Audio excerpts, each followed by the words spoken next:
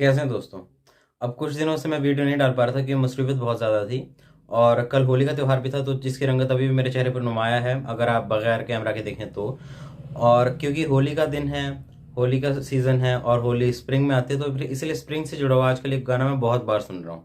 भूल रही सरसों सकल बना, भूल रही सरसों सकल बना, अम्बुआ फूटे टेसु फूले।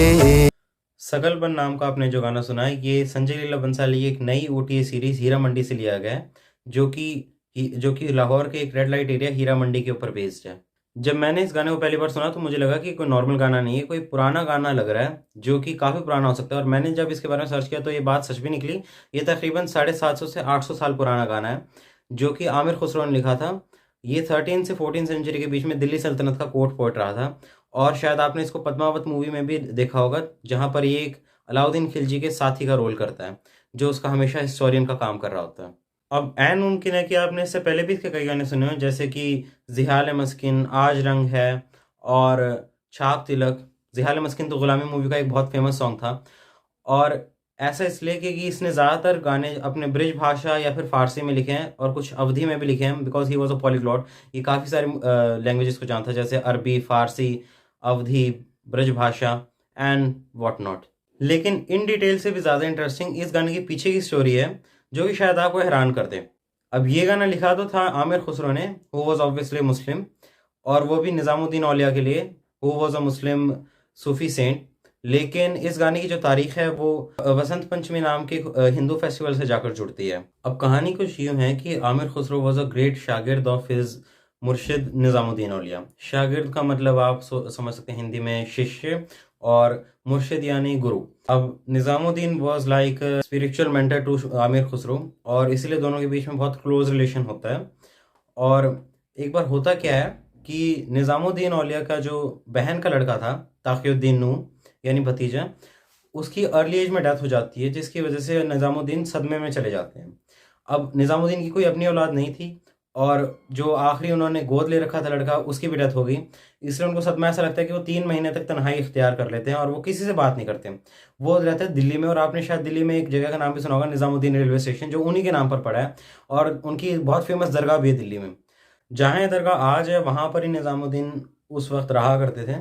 और क्योंकि उन्होंने इतने वक्त तक किसी से बात नहीं की थी तो फिर आमिर खुसरो बहुत परेशान हो गए थे और वो चाहते थे कि किसी तरह उनके मूड को ठीक किया जाए। अब होता क्या है एक दिन कि बसंत पंचमी के त्यौहार के दिन आमिर खुसरो इत्तेफाक से जमुना पार जाता है, क्योंकि आपको पता होगा कि जो जमुना जी है वो दिल्ली के अंदर से होकर ही निकलती है। और जब आमिर खुसरो उस पार जाता है यमुना के तो फिर वो देखता है कि वहाँ पर कुछ हिंदू औरतें खड़ी हैं जो पीले लिबास में हैं और पीले रंग की सरसों के फूल इकट्ठा कर रही होती हैं। और उनसे आमिर खुसरो पूछता है कि तुम क्या करने लग रहे हो, क्यों कर रही हो। और वहाँ पर वो काफ़ी मजाक मस्ती भी कर रही होती है और सच धज के आई होती है। तो फिर वो बोलते कि हम ये जो पीली सरसों हैं ये अपने भगवान को चढ़ाएंगे और आज पीले लिबास में जाएंगे क्योंकि इससे हमारे जो खुदा हैं वो बहुत खुश होंगे। तो आमिर खुसरो पूछता है कि क्या सच में इससे तुम्हें पक्का पता है कि तुम्हारे खुदा इससे खुश होंगे।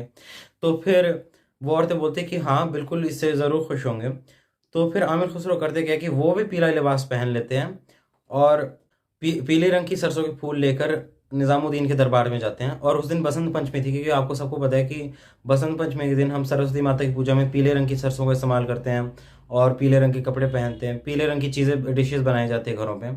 वहाँ पर वो पीले रंग की लिबास में जाते हैं और ये लाइंस रिसाइट करते हैं, भूल रही सरसों सकल बना, अम्बुआ फूटे टेसु फूले।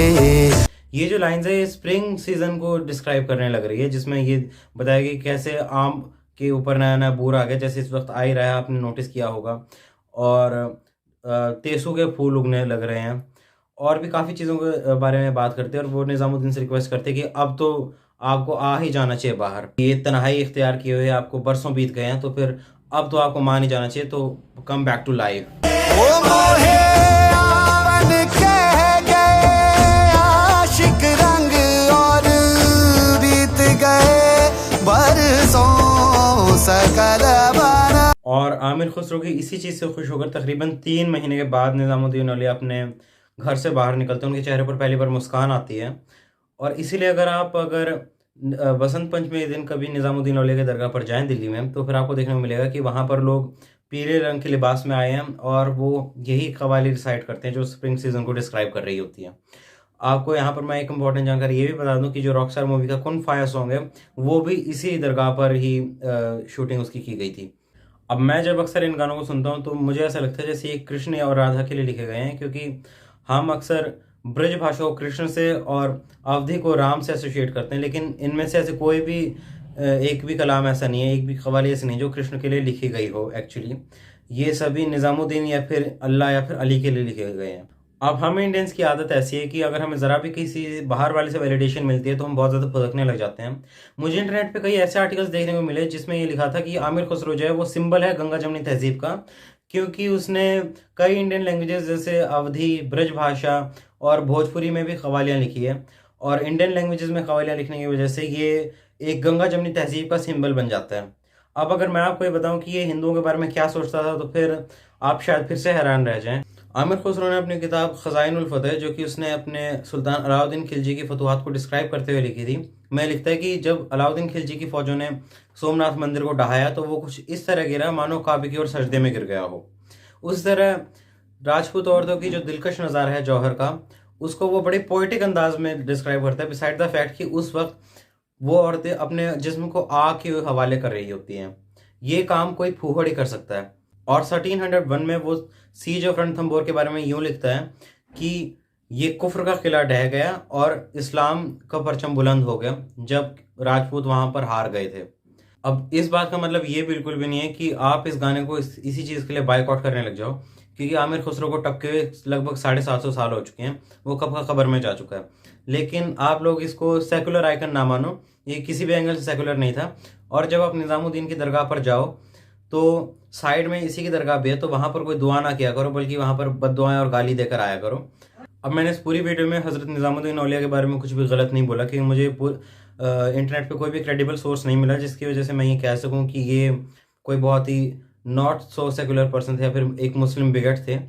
इसलिए मैं किसी भी मज़हब के किसी भी सेंट के बारे में कुछ बुराई नहीं करना चाहता, लेकिन ये आमिर खुसरो की सच्चाई बताने के लिए था। और बाकी तो you can enjoy this song, क्योंकि मैं भी इसको बार बार सुन रहा हूँ इन दिनों। So for more such videos, like and subscribe this channel and